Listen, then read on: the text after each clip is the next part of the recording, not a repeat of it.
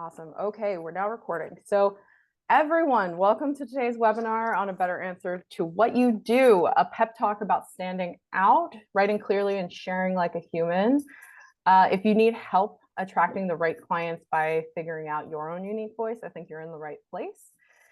I am Zan Griffin. My pronouns are she, her. I have been working in marketing myself with over a decade of experience, and I'm still looking forward to talking about myself from what MJ is going to tell us about today.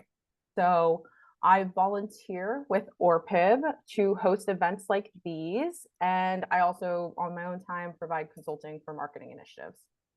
So as a quick reminder, if you're here, you might most likely already know about ORPIB, but ORPIB is the LGBTQ plus Chamber of Commerce for Oregon and South Washington. It's a hub for those LGBTQ plus professionals, bringing people together and the resources that will strategically support all kinds of people from entrepreneurs, businesses, and nonprofits. So I want to tell you a couple of housekeeping notes today. Just because you registered for this event doesn't mean you're necessarily on the newsletter. So be sure to sign up for the newsletter. I'll drop that into the chat towards the end if you don't want to miss out on the other events that are coming up. So some of those events that are coming up are social media for small business, which I believe is next week. And then there's another really interesting one on IP 101 copyrights and trademarks. Those are all amazing things that I know that we can all be better and more of an expert on. So as I mentioned earlier, we are recording this webinar and we'll be sharing it after the event. So we want you to be present. We want you to be focused. We want you to be asking those questions, put those questions into the chat. We'll keep you muted during this conversation, but MJ will cue you as to when we're really inviting you to share. And with that, I'm super excited to get started on our session today. A better answer to what do you do, and hear more from MJ on new and unique ways to talk about yourself and your work. So please take it away, MJ. Great, thanks so much for the intro, Zand. And I'm really grateful to be presenting to ORPIB, an organization that has done a lot for me, a community that I'm really grateful to be a part of. I recognize Brandon and Jennifer, folks that I would not have met if not for ORPIB. Thank you all for being here today. I'm grateful to be sharing this afternoon with you, and I'm gonna say a whole lot of things to you in the next hour. And I hope that something in here is helpful to you in one way or another. I know you're all coming at this theme from different places, and hopefully something that I share can resonate. Quick bit of my own housekeeping. My name is MJ Halberstadt. I use he, him, his. I'm a writing boo. I'm a ghostwriter, writing coach, and I work with small and solo businesses and thought leaders to help them develop their messages. Sometimes that looks like ghostwriting a book. Other times it's copywriting. Often it's some sort of long-term writing coaching. Today's conversation, I want to wrap it up by the end of the hour. I don't know about you, but I've got other stuff to do. And today's focus is I'm going to be sharing sort of broadly some tips about how to use a really amazing technology in order to develop clarity and confidence in describing what your small or solo business does. That's the premise that I'm holding in mind. If that doesn't necessarily describe you, you might need to squint your eyes a little bit to get some value out of here, but that's sort of my working premise for today. I would love if folks can share in the chat, what is your big question or challenge of the moment? In other words, you came here, you're spending an hour with me today. What would be your dream scenario of the thing that I could help you resolve today? I want to take a minute and see what questions and themes come in.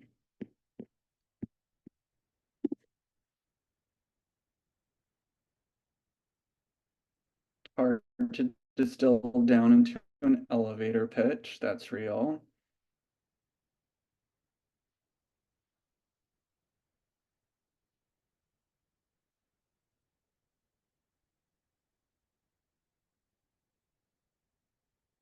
Sarah says she's primarily a one-woman shop, but I do have a few coaches that work on my team. Do I change to saying we? Solid question. Kim, I want to be precise and not boring since I can go on and on about how great the work we do is. Ooh, I want to remember that, Kim. Going on and on, because I think that's a superpower. Dominic shares, targeting each customer separately. Business is different depending on the customer I talk to. Yep. As I'll share, talking about your business and developing your message is a long-term relationship that you spend a lot of time in. Mark says, tips to tell our story more effectively to the broader community. Okay, love that. Brandon, doing work that people need to hear more about than an elevator pitch to grasp makes those few words I get at the top of the combo important. Okay, so a matter of prioritizing and framing. Charlie, I'm a jack of all trades, but I'm by no means an expert in anything. How do I verbalize that broad range of experience into something that looks attractive in a world of specialists? Sarah, I have two types of ideal client. How do I talk to both at once? Is that possible? Sarah, I need a concise and informative way to describe what I do and hopefully make it sound interesting. Cardinal, I want to perfect my elevator pitch. Steph Noble, how to separate myself from others, my industry, others in my industry, both written and verbally. Or Pib, and I struggle with this too. Cool, thank you. It's helpful to see all the different things that are going on in folks' lives and folks' businesses, and maybe a little edifying to see that there's some shared experiences. Brandon wants to finish the website. Yep, it's never finished, it's only abandoned. All right, so first I want to define a term for us. I'm thinking about a key message, and that is that big abstract thing. I think of having your key message down is less about having the exact right perfect words and more about being in a frame of mind where you understand what you're doing to your core and you are able to iterate and build on it and distill it. If your homepage is the place that contains your key message, I see other things that you're writing, like recurring content or your social media, as content that you are developing to deepen that key message, or the elevator pitch is there to distill your key message and to create a really compelling hook for folks. If you're writing thought leadership, perhaps a book, LinkedIn articles, Substack, that's where you're applying your key message to other ideas. So obviously, it's really, really important for your key message to be strong because everything else is building off of that.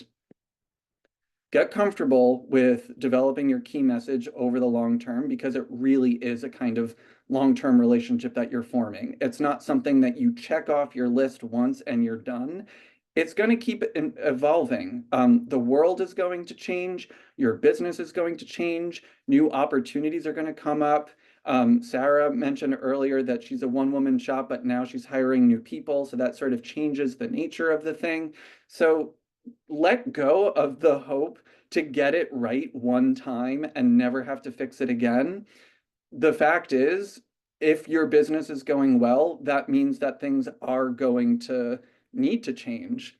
Now, I'm assuming that everybody here has a business that for one reason or another is tricky to describe, and that you probably don't have the marketing budget to hire someone to do it all for you. Like, I don't imagine that anybody here has the ability to simply set it and forget it. And I'm also assuming that there are limits to what ChatGPT can do for any of you. If you're here, that means that you're weird in one way or another. And I mean that in the best possible way. You are probably doing something innovative, fresh, value-driven, something that is a real representation of your uniqueness and distinction as a person. I think that's a really beautiful thing, and it means that GPT is not going to scratch that itch for you. Fortunately, there is that amazing technology that I'm really excited to share with you about. I'm going to teach you how to access that technology at a rate that you definitely can afford. Before I get into that, though, I want to share a little bit of context about how I work. I mentioned that I'm a writing coach, and a lot of the work that I do is with people who are trying to develop a writing practice. Now, that might not be any or all of you, but I want to share a framework that I use with the folks that I coach through their writing, because it's going to help us tackle this challenge together. When I'm working as a writing coach, I argue that the process of writing comprises four elements. Sami Nosrat, the chef, has the four elements: salt, fat, acid, heat. I have these four elements: explore, organize, integrate, and style. Stay with me for a second. You don't have to learn or memorize this, but it is a way that I think about the writing process and will help us out a little bit later. I'm a little congested, so if I clear my throat, I'm not implying anything necessarily. Okay. The four elements of writing are four skills in a way that you will need to put into practice. By including these elements in your writing process, you will write something that is much more authentic and that is connected to the audience that you are trying to reach. Now, these are not four steps. It's not sequential. You don't check one off and never have to go back to it. These are things that you will have to go back to time and time again if you're writing something as long as a book. So the element of explore is when you're taking inventory of your ideas or emotions. I think I use the word explore because it's not so much that you're coming up with things, you're noticing in yourself what are the ideas and emotions that are pertinent to the thing that you are trying to express, and allow that to grow expansively. That's when you're getting ahead of yourself, you're writing a big rough draft, or you're just describing your business to somebody else. Then you put on your logic brain when you're using the element of organize. This is when you logically frame and sequence the component pieces. So on one hand, you're thinking about what order you're going to share those ideas in, but it's also a way of thinking about how you want to position yourself and how you're envisioning who your audience is. Are you talking about yourself in the first person, the third person? Are you talking about yourself as I or as we? Are you talking about your clients as you or as they or as we?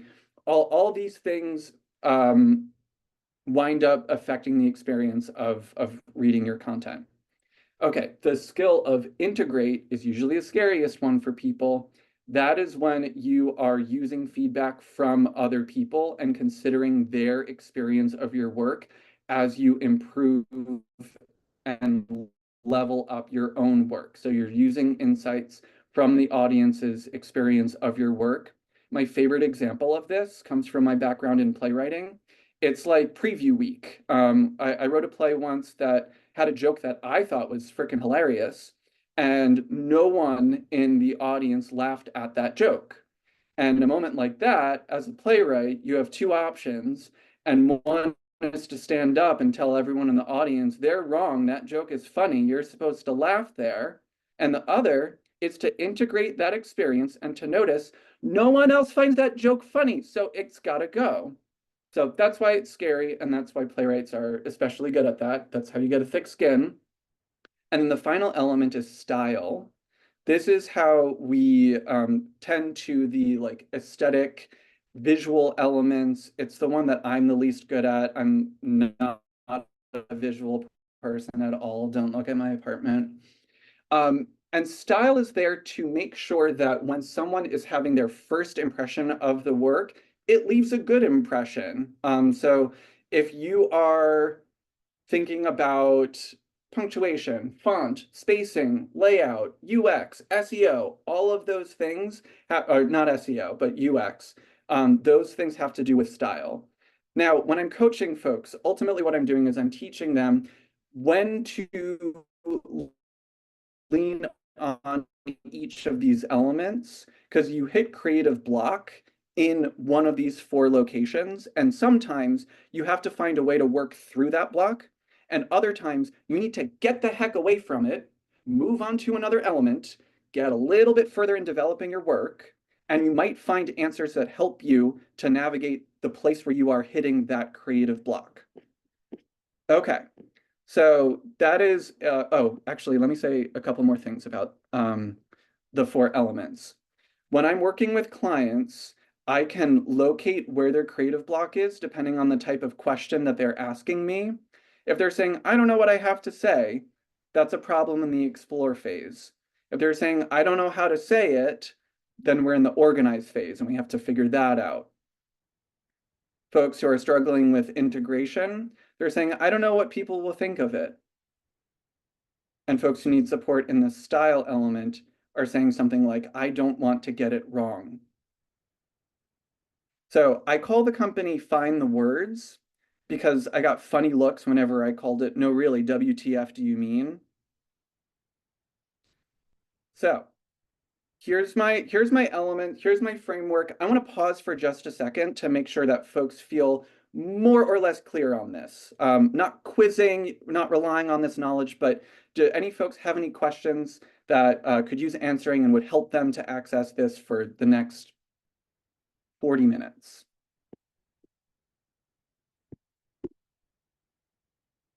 Cardinal Marketing loves it. Sarah's on board. Awesome. Great, then I will just keep going. So I'm assuming that most of you don't have the time for all of that, and you're not trying to necessarily develop a full writing practice. So if you can't hire out, you're not willing to work on this full time, and GPT is making word salad that doesn't sound like you, there is that third option, which involves that unbelievable technology that I cannot wait to tell you about. But first, I want to have a breakout room moment, and I'm going to have Zand help me out by sending everyone into breakout rooms of pairs. And I'm going to explain this in a moment, so don't worry too much. Feel free to screen grab if it'll be helpful. But one of you is going to be Bulbasaur, and one is going to be Charmander. And Bulbasaur is going to go first and spend 2 to 3 minutes sharing freely, extemporaneously, essentially your current answer to what do you do. It doesn't need to be polished. It should feel very conversational. Spend 2 to 3 minutes describing what you do to Charmander. And Charmander, your job is to keep your mouth shut. Don't prompt Bulbasaur. Don't ask questions. Let Bulbasaur work their way through it. And then after Bulbasaur is done, Charmander will spend 1 minute describing back to Bulbasaur what they just heard. Bulbasaur's job is to stay silent. And what you're trying to do is distill, Charmander's trying to distill back to Bulbasaur in 2 sentences that answer to the question, what do you do? Try to write that down, those 2 sentences. They're going to be imperfect. That's good. We want them to be imperfect because we're going to play with them a little bit. Then you're going to swap and do it again. This time Charmander is answering the question, what do you do? And it's very important that each of you is quiet while the other one is working through this. Might be a little awkward, but and you know what? I'm gonna send the description in the chat. And I'm ready to send people into their rooms. Just so you know, MJ, there is an uneven number, so that you'll be in one of the rooms with one of the participants as well. That sounds great. Thank you. Mhm. Okay, we'll see you back in 7 or 8 minutes.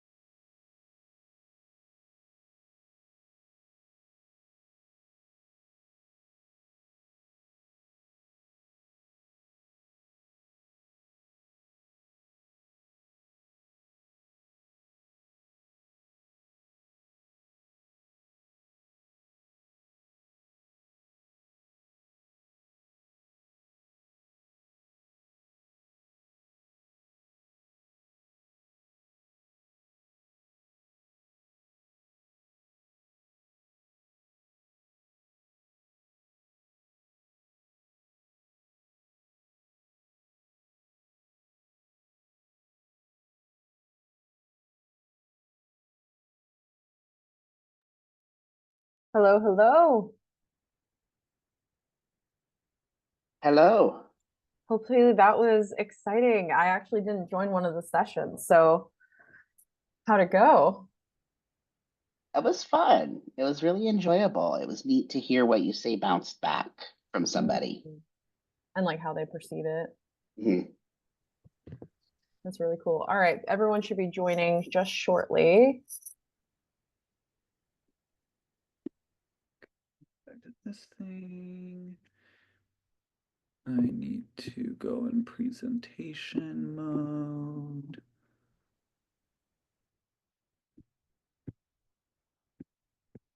There's everybody. Everyone's back. Awesome.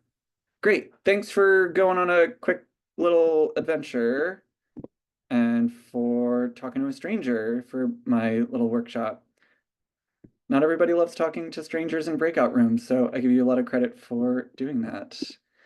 Welcome back, everyone. Yes, welcome back. Okay, so no shade to anyone, but that did not go perfectly for anyone. That's not a judgment, that's not a criticism, but it should come as a surprise to no one that we didn't describe our businesses in exactly the way that we wanted to. And we also didn't repeat back as perfectly as we might have. And that's kind of the point. Um, I want you to hold this in mind as essentially like one data point, and kind of what you're going to be doing throughout the life of your business is doing that kind of thing over and over again. Like I said, it's a long-term relationship. So take a look at the two-sentence description that you collected, hopefully in your breakout room today, and notice what feels missing and what feels extraneous. I really want you to take a moment and I don't know, let's take 45 seconds and notice one thing that you wish was in that sentence description and one thing that you look at and you're like, is that strictly true?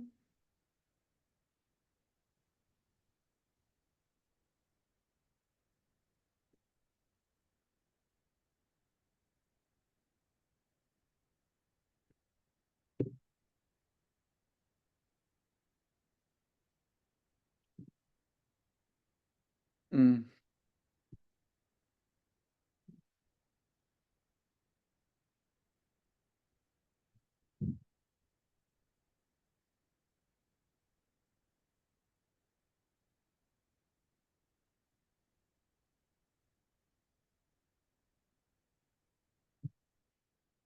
cool. Now you can keep that note to yourself. And I mean, the ultimate lesson of today is that you're going to do this over and over again and then you die. So that's all it is. Now, I have a surprise for you all. That amazing technology that I keep hyping up, you've all already used in the last 5 minutes. Because the amazing technology that's going to help you do this is conversations with humans. Did you know that that's a technology? It totally is.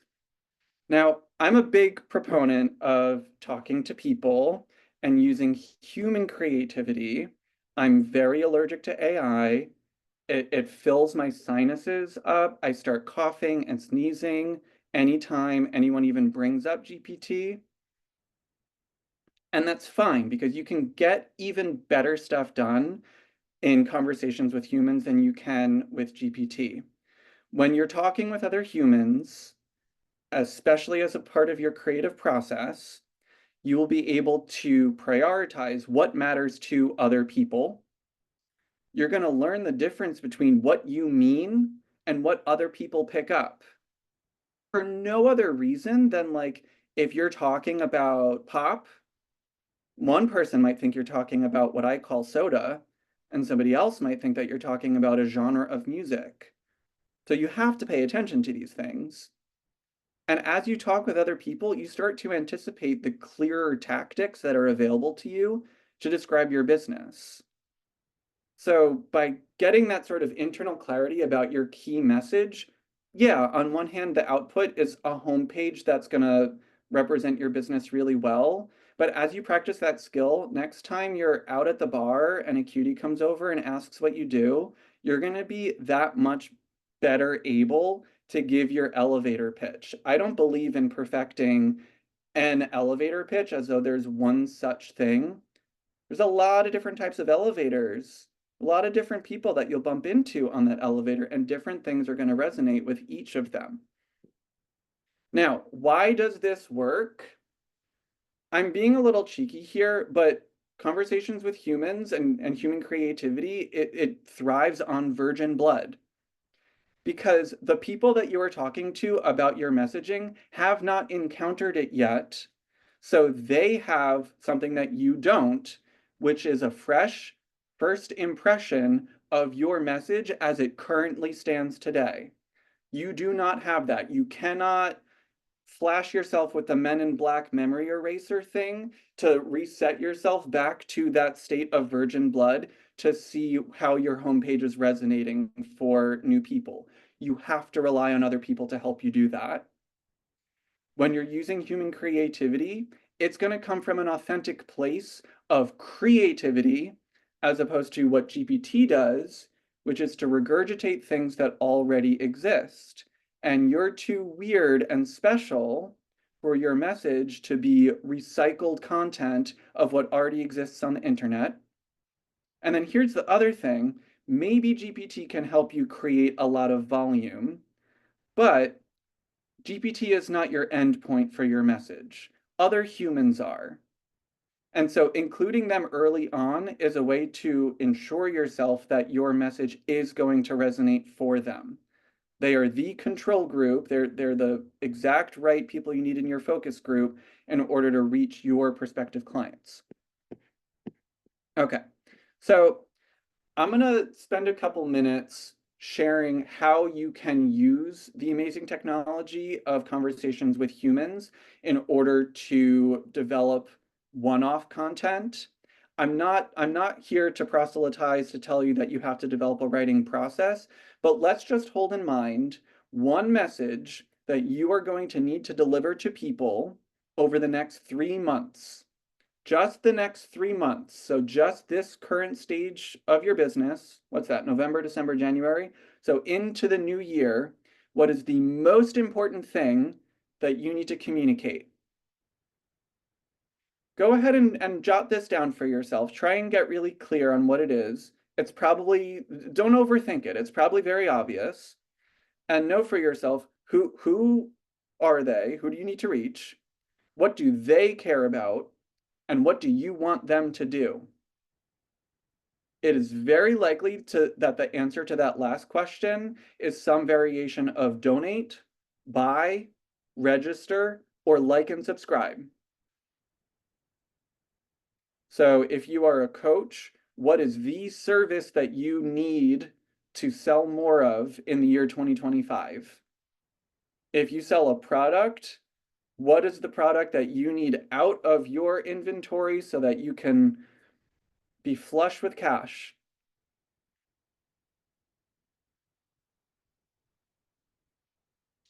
And I set that 3-month time boundary because, at least for today, it's going to be a lot easier to wrap your head around what message is most important in the immediate future rather than trying to develop a message that is supposed to stand in for your business for the rest of eternity.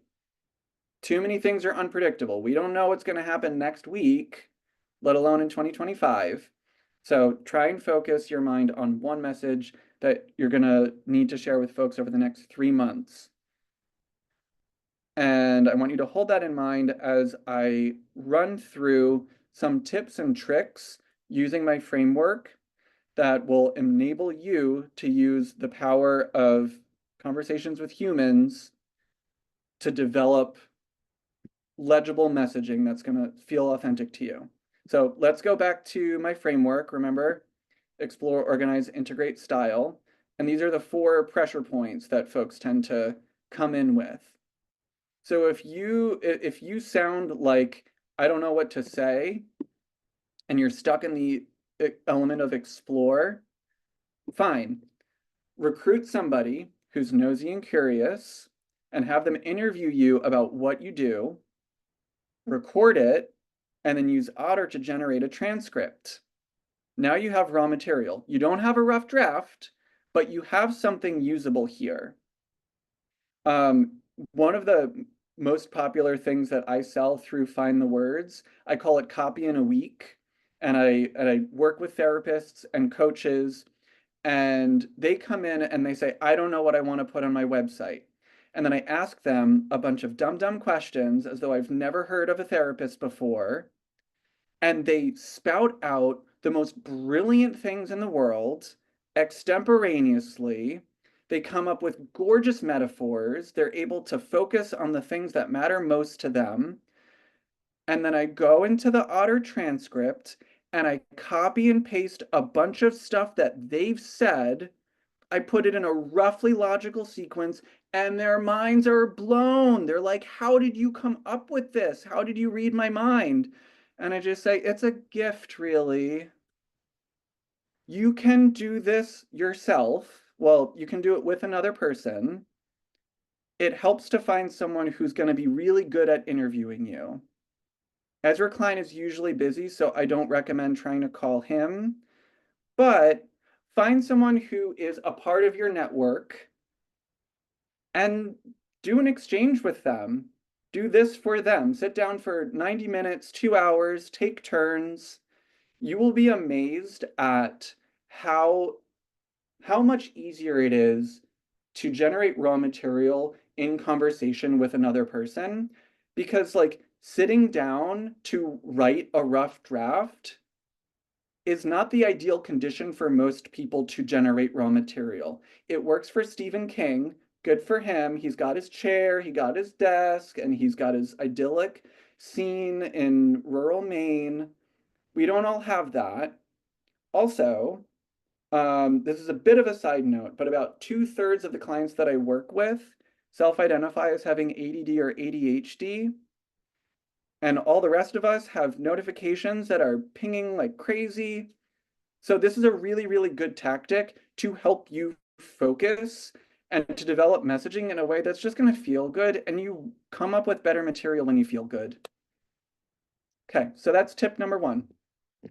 If you are someone who's stuck in the organize element and you're saying, I don't know how to say it, then find someone else who knows how to say their thing on their website or their book or their essay or their dating profile and steal their template. And then just mad libs the thing together, put in your message, replace their business name with your business name, replace their ideal client type with your ideal client type. Now you have a scaffold that you can fill in and use it as a starting point.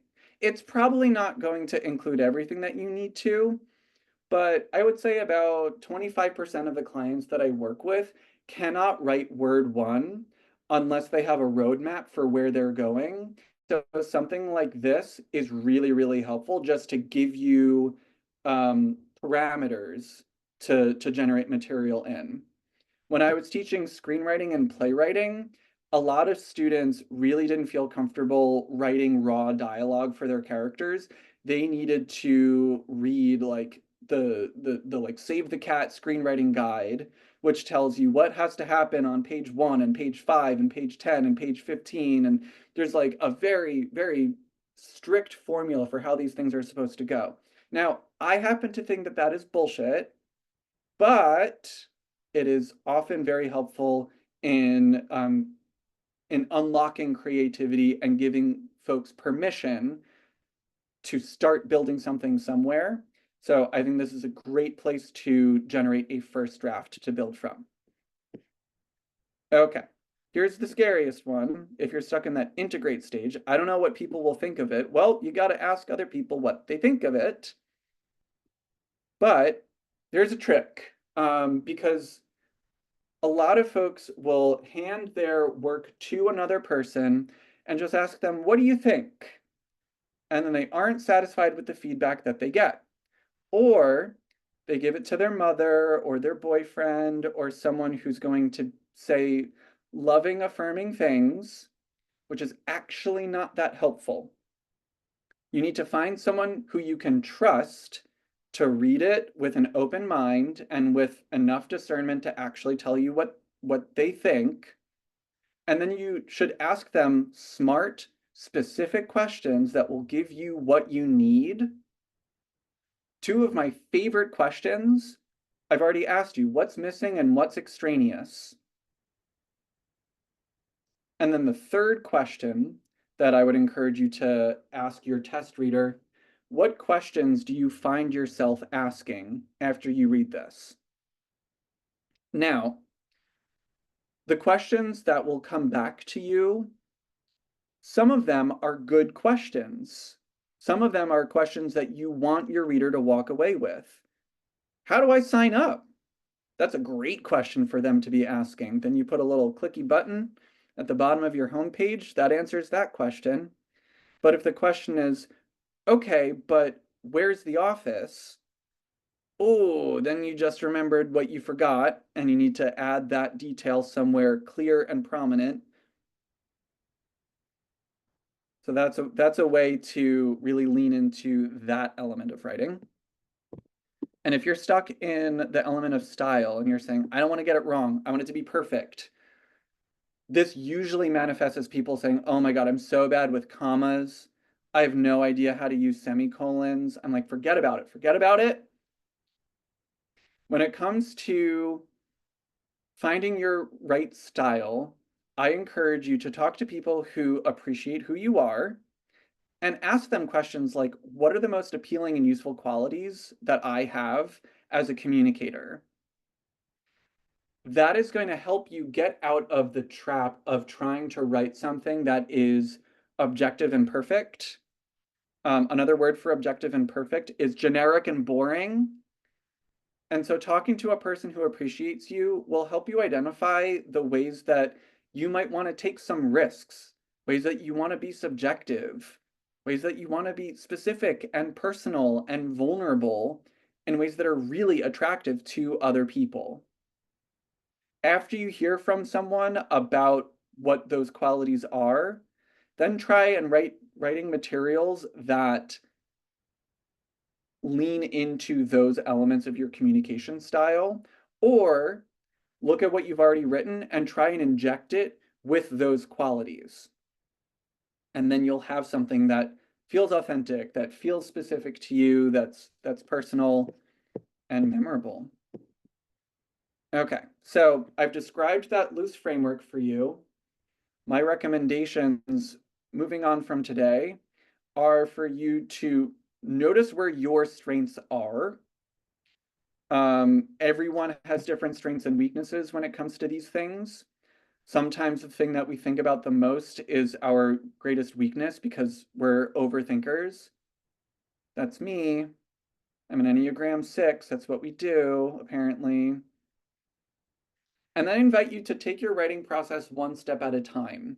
If you've been staring at the same problem for too long, get away from it, put it down, walk away. I've given you 4 different elements to focus on. Focus on another one. It might not seem like the most urgent one. It might not be the one that's jumping out to you saying, pick me, fix me. But you might find the answers to your problems in one element when you start forging ahead using another element. And then find trusted partners to support you. Find the right humans to have those conversations with. Now, that is also what I am here for. So let me have my quick little salesy moment and share with you a couple ways that Find the Words helps people like you. I can write it for you. That's called Copy in a Week. It's exactly what it sounds like. In 1 week, I can write 1,000 words for you, and we will focus on it together. Lots of back and forth in that week. I'm very focused on you because the person that I was working with last week wrapped up their stuff by Friday, and you will too. That way I can focus on the next person on Monday. It's a great accountability mechanism. I can help you unstuck yourself. It's a 1-2 punch of conversations, 1 hour. I give you a homework assignment and then we have a follow-up call that's 15 minutes and we look at what you did. Or we can work together for a 6-week sprint. If you're working on something a bit longer, a pamphlet, a short book, an essay, an article, or even a long book, that's a great way for me to keep an eye on you and create a new practice of accountability, and you'll develop that skill. All right, so that's my spiel. I want to stick around for 2 types of Q&A. First, I'm going to stick around here, so if folks have any general questions that they feel comfortable sharing publicly or that other folks might like to hear the answers to, that's gravy. Go ahead and raise your hand and I'll take some questions now. Or if you have an individual question, something that you wouldn't want recorded and distributed, for example, then go ahead and shoot a note in the chat and I'll send you a link to my Zoom link. Yep, that's what I mean. And I'll stick around for about half an hour and talk with you privately since you came here today. Any questions that folks have for me that can be shared publicly?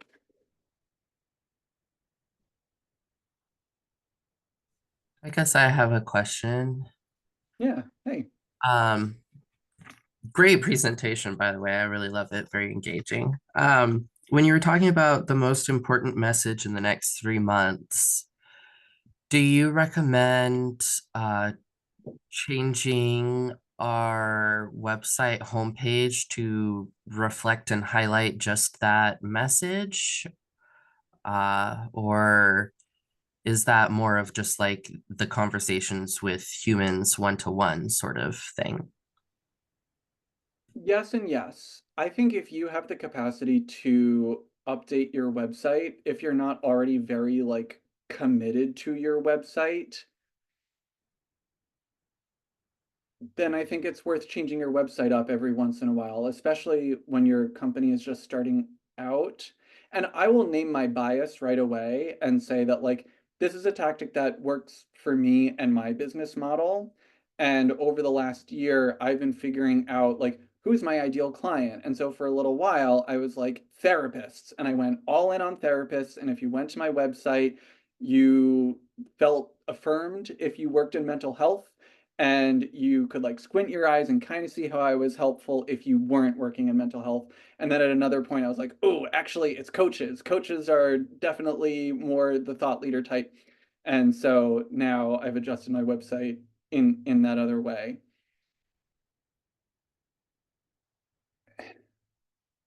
It's a way that I organize the way that I build my initiatives by removing the expectation to create the permanent forever solution. And I find that I'm able to be much more direct and clear by having something smaller, more specific, more subjective that is serving my purposes during that stage. Cool. Thank you. Yeah. Good luck.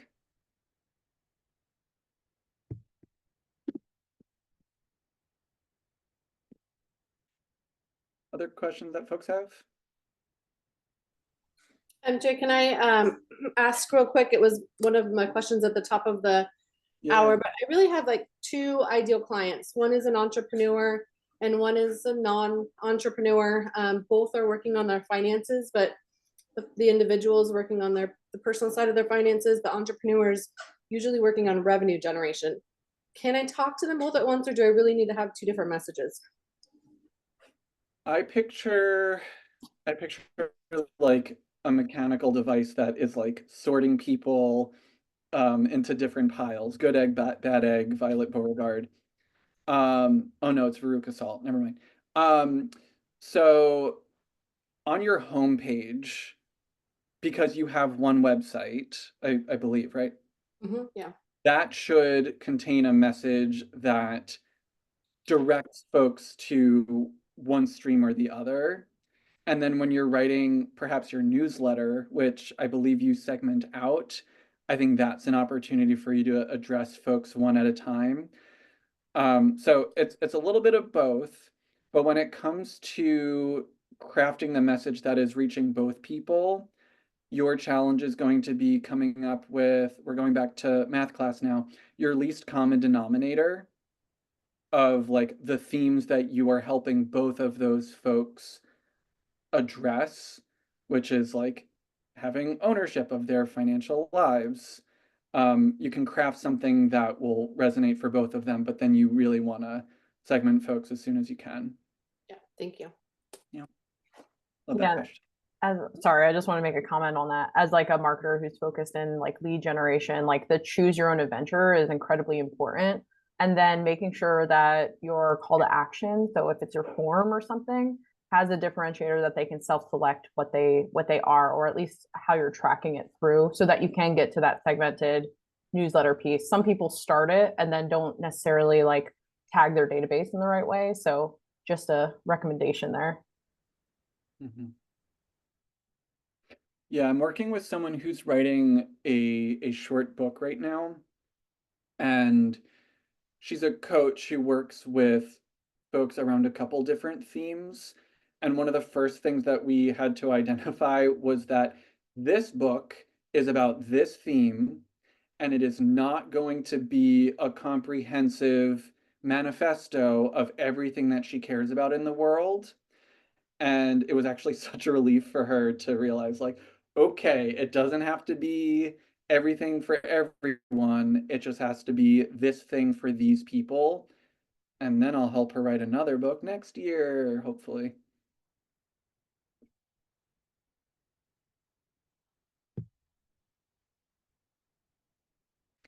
Out of curiosity, are there any folks who want to ask an individual question during the next half hour? Feel free to raise your hand and I'll send you my Zoom link.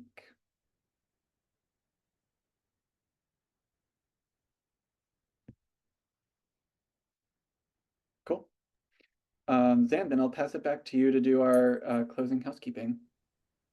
Fantastic. So huge thank you to MJ for all of their time and insight. Like having the diagnosis of explore, organize, integrate, and style is so helpful for me. Just understanding the what, the how I'm thinking of it, and you know, what am I thinking, and what should I prioritize? Because that's what I struggle a lot with writing, which is being overwhelmed just even approaching it. So thank you so much for that, and talking about the amazing technology of utilizing our fellow humans. That's definitely something that I think is the most underutilized resource that we use today. We do not reach out to people. So definitely don't miss the next couple of events that are coming up. Remember that you're not automatically subscribed to the newsletter, so check that chat. I dropped that link in there, so you can get really the alerts to that. We'll be sharing this recording after the event. Keep an eye on your inbox for that. And then everyone, if you need to reach out to MJ, there's their website and their email address in the chat. So feel free to do that. But thank you all for joining. It's been awesome. 59 minutes. Nailed it. Thanks, MJ. You crushed it. That was wonderful. Thank you. Bye, everyone. Thank you. Thank you. Bye. Yeah.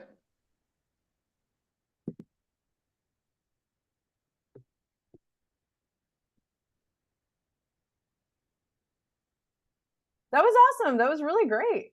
I'm gonna Yay. end the recording now. We don't need to have this